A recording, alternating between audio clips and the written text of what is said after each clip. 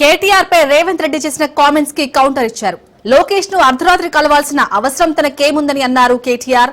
కలవాలంటే పగలే కలుస్తామన్నారు. లోకేష్ పక్క రాష్ట్ర మంత్రి, నాకు తమ్ముడు లాంటివాడని, తాను లోకేష్ ను కలవలేదు, కలిసినా తప్పేంటి అన్నారు. లోకేష్ చదువుకున్న యువకుడు, మంచివాడన్న కేటీఆర్ తనతో మంచి సత్సంబంధాలు ఉన్నాయన్నారు. లోకేష్ ఏం అంతర్రాష్ట్ర దొంగ కాదని రేవంత్ కు చురకలంటించారు.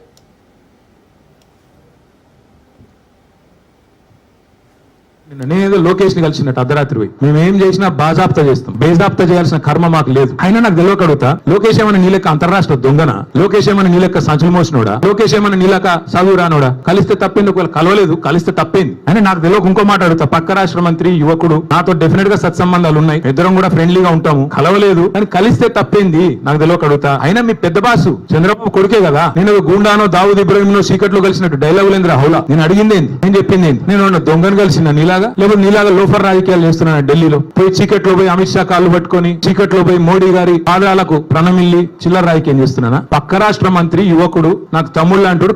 కలుస్తా కానీ కలవలేదు. దానికి ఏదో పెద్ద ఈయనేదో గొప్ప విషయం కనిపెట్టినట్టు. ఆయన నాకు తెలియకడుగుతా. పాలన గురించి తెలుసుకోవాలంటే మమ్మల్నే కలుస్తారు బీఆర్ఎస్ లను. దోపిడీ గురించి తెలుసుకోవాలంటే నిన్ను కలుస్తారు. ఆయన నన్ను కలిస్తే నీకేం నొచ్చింది? ఆయన నన్ను కలిసినా నీకేం బాధ అవుతుంది? నాకు అట్లా తెలియకడుగుతా. నేనేమంటున్నా అంటే, ఈ చిల్లర మాటలతోని ఎన్ని రోజులు టైం పాస్ చేస్తావు? ఇంకెన్ని రోజులు ప్రజలు ఇవాళ ఆగం చేసే ప్రయత్నం చేస్తున్నావు. అసలు నిన్న రేవంత్ రెడ్డి గారు ఎందుకు మాట్లాడండి పనికి మాలిన మాటలు? ఎందుకు అంటే ఒకటే కారణం, దొరికిపోయిండు. ఇందాక నేను చెప్పిన కదా, దొంగతనం చేయడం మళ్ళీ దొరికిపోవడం ఈయన స్పెషాలిటీ. ఇంకో మాట అంటాడు, నేనేదో లోకేష్ ని చంద్రబాబుతో జరిగిన రహస్య ఒప్పందం బయటపడటంతో డైవర్షన్ పాలిటిక్స్ చేస్తున్నారని కేటీఆర్ ఫైర్ అయ్యారు. ఇచ్చిన హామీలు అమలు చేయలేక కాలం వెల్లదిస్తున్నారని అన్నారు. బనకచెర్లపై నిమ్మల చర్చ జరిగిందంటారు. రేవంత్ మాత్రం చర్చ జరగలేదని చెబుతున్నాడన్నారు. కాంగ్రెస్ పాలనతో ప్రజలకు ప్రయోజనం లేదన్నారు కేటీఆర్.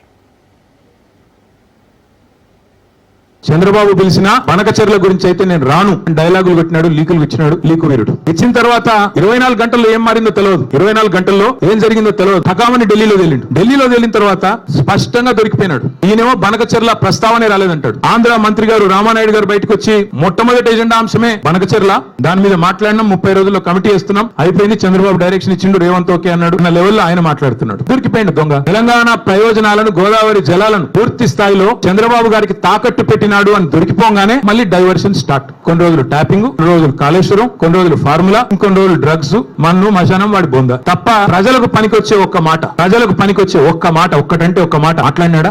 చంద్రబాబు పిలిచిన బనకచెర్ల గురించి అయితే నేను రాను డైలాగులు పెట్టినాడు, లీకులు ఇచ్చినాడు. లీకు వీరుడు ఇచ్చిన తర్వాత 24 గంటల్లో ఏం మారిందో తెలియదు. 24 గంటల్లో మాజీ మంత్రి కేటీఆర్ తీవ్ర వ్యాఖ్యలు చేశారు.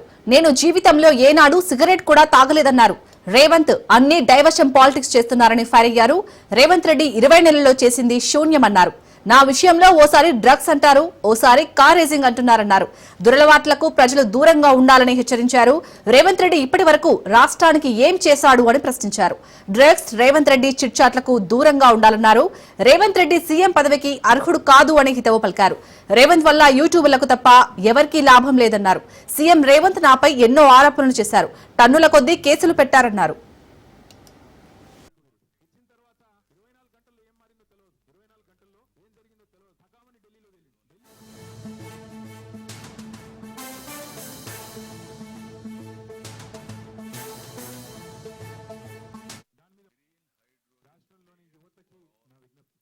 పదార్థాలకి, డ్రగ్స్ కి దూరంగా ఉండండి. పొరపాటును కూడా అలవాటు చేసుకోవద్దు. పొరపాటును కూడా అవి అలవాటు చేసుకుంటే జీవితాలు నాశనం అవుతాయి. నేను జీవితంలో ఎన్నడూ సిగరెట్ కూడా తాగని వ్యక్తిని. అట్లాగే మరి మీరందరూ కూడా తప్పకుండా డ్రగ్స్ కి, మత్తు పదార్థాలకి దూరంగా ఉండాలని కోరుతా. రాష్ట్ర ప్రజలకు కూడా ఒక విజ్ఞప్తి, రేవంత్ రెడ్డి గారి స్పీచ్లకి, వార్తలకి, చిట్చాట్లకు కూడా దూరంగా ఉండండి నా విజ్ఞప్తి. ఎట్లాగైతే మరి డ్రగ్స్ మనుషుల ప్రాణాలు హరిస్తాయో, అట్లాగే కొన్ని నికృష్టపు మాటలు, నికృష్టపు డైలాగులు మరి మీ ప్రశాంతతకు, మీ ఆరోగ్యానికి కూడా, రాష్ట్ర ఆరోగ్యానికి కూడా హానికరం. పెద్దలు చెప్తారు, నక్క పీనుగునే పిక్కు తింటది, పంది బురదలోనే పొరలాడుతుంది, పెండ పురుగు గుడ్ల చావిట్లోనే తిరుగుతుంది. అట్లాగే గుంపు మేస్త్రి నోట్లోంచి కంపు తప్ప ఏమి రాదు, నికృష్టపు మాటలు తప్ప ఏది రాదని మళ్ళొక్కసారి తేలిపోయింది. ఒక రోజు ఫోన్ ట్యాపింగ్ అంటాడు, మరొక రోజు ఫార్ములా ఈ అంటాడు, ఇంకో రోజు డ్రగ్స్ అంటాడు, కాదంటే కాళేశ్వరం, లేదంటే కేసీఆర్. 20 నెలల్లో ఈ నికృష్టుడి బతుకు, ఈ రాష్ట్ర ముఖ్యమంత్రిగా ఉన్న నికృష్టుడి బతుకు కేసీఆర్ జపం చేయడం, డైవర్షన్ టాక్టిక్స్ తప్ప, head line management, dead line management తప్ప చేసిందేంది? ఇప్పటి వరకు ఈ రాష్ట్రంలో ఏ వర్గానికి నువ్వు చేసిందేంది నేను అడుగుతా ఉన్నా. అందుకే పెద్దలు చెప్తారు, పంది ఎంత బలిసినా నంది కాదు. నువ్వు ముఖ్యమంత్రి ముఖ్యమంత్రి కావచ్చు,